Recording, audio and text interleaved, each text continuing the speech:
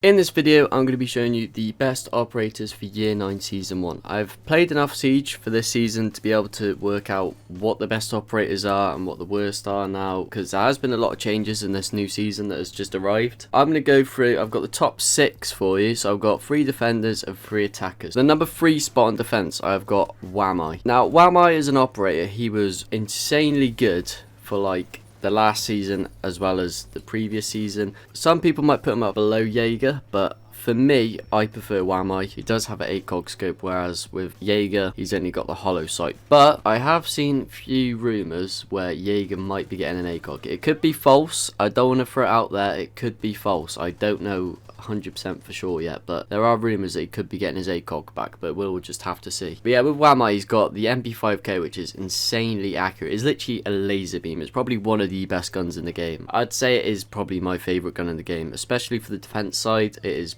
easily the best. Obviously, you'll see a pattern with a lot of these. Most of them are with ACOG scopes, so I'm just going to put that out there. Most of the good operators do have ACOGs. There's just huge benefit to having a 2.5 scope compared to a hollow sight. You can be way more accurate and you can see attackers from a distance a lot more clear. Obviously, with this list, it is completely different to the previous season because the 1.5s have been removed and they have made some sneaky changes to certain operators and made them worse or made them better. So it's going to be a big variation from the last year of Siege. But yeah, other than that, back to Y9S1, he has got a great gadget. He's literally Jaeger on steroids. You can literally kill people with it instead. So if someone throws a grenade in, it'll magnify straight to that gadget and it will blow them up. Or if they got a flashbang, it will magnify to it, and so on and so forth. So with his gadget, I think it's way better. You also get 5 of these, but there is a cooldown on how many you can use. So by the end of the round, you can use 5. If you die straight off the bat, his gadget is completely useless.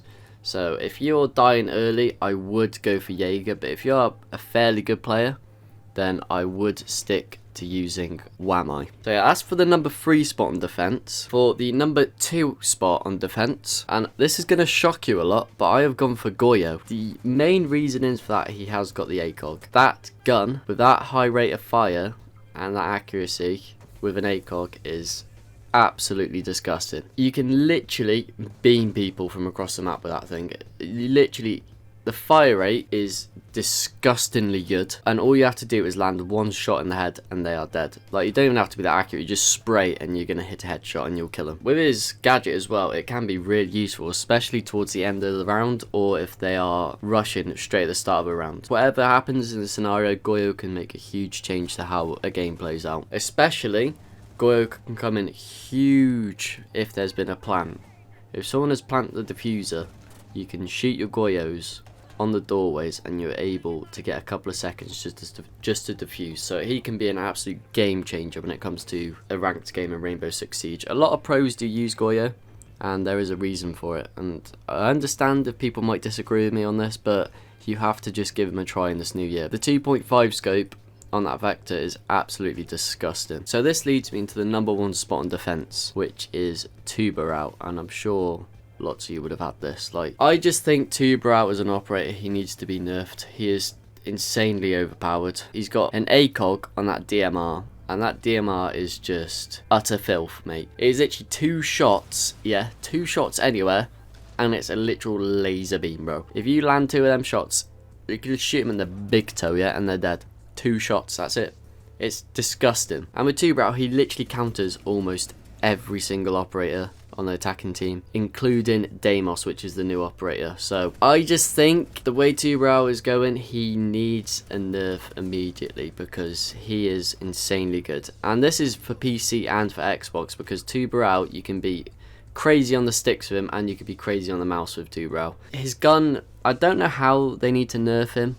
I don't want him to because he's really good, but they either need to nerf the DMR or they need to shorten the time that Tuber can actually freeze people's gadgets for, because it's so easy to bandit trick now. It's not even like a skill that people have to pick up. You can literally just freeze the wall and bandit has so much time to just counter it. So they are the top 3 for defending. We're going to move on to the attacking side now. Let me know what you think for the defense side. If you have enjoyed, do drop me a like, as it does help me a lot. But let's jump straight into the attacking side. So for the number 3 spot on the attacking side, I have gone for Osa. This is my personal opinion now. I think the PDW with the 2.5 scope is absolutely disgusting. That gun is so strong, and it's got such a strong fire rate. It is an insanely good gun, and I think it's got about 50 bullets in a mag. Yeah, this little beast, look at the recoil pattern on that. It is absolutely disgusting. It's got 34 damage and an 800 fire rate, and it's got the 2.5 scope with 51 bullets. It's literally an LMG on steroids. If you're not using Osa, you need to start using her, because she is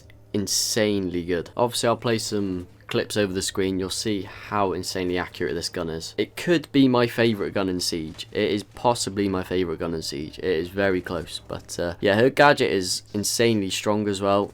That shield can literally change around in seconds, especially if you've got the diffuser. Say if it's a 1v5, you can slap your shield down, get the diffuser down, and you can just sit and watch, and you'll be able to easily clutch up the round. And that's the effect that Osa has. Like, she's just insanely strong. Let me know what you think about her. For the number 2 spot, I have got Brava. I think Brava is one of the most underrated operators there is. Easily. I think he is actually the most underrated operator. She can literally counter almost everything on the defending team. Like, almost anything. There are very few things that she can't counter, such as Goyos and anything that pretty much isn't electrical. I mean, both of the guns that Brava has are ACOGs. Like, you can get an ACOG on both of these guns. It is disgustingly good. But yeah, whatever you prefer. If you prefer DMR, her DMR is insanely good. Or if you prefer, say, an AR, the Para 308 is absolutely insane as well. I mean, look how accurate it is at the bottom right corner here. Literally just stick a laser, ACOG, grip, and a muzzle brake, and this thing is going nowhere. I mean, she's got a secondary as a shotgun, claymores. What else could you really ask for? Yeah, that is why I would happily put Brava in the number 2 spot. So, to end it off, the number 1 spot on the attackers, it's gonna have to go to Ying. Let me just say my reasons with Ying. This is the one operator I want Black Ice for, by the way. As soon as the marketplace comes out, I am buying Black Ice for this gun. Ying is so strong. I mean, she's got this T95. I mean, if you look at Ying's gun, it is literally got 80 bullets in a mag, 46 damage, and 650 fire rate. And look how accurate it is. It is disgustingly good, this gun. If you don't use Ying, you need to start using her, because she is a literal game changer. I wasn't going to put Ying in the number 1 spot, but with this new update, Warden has lost his scope on the MPX. So Warden is literally plummeted down. Nobody is going to bother using that guy no more.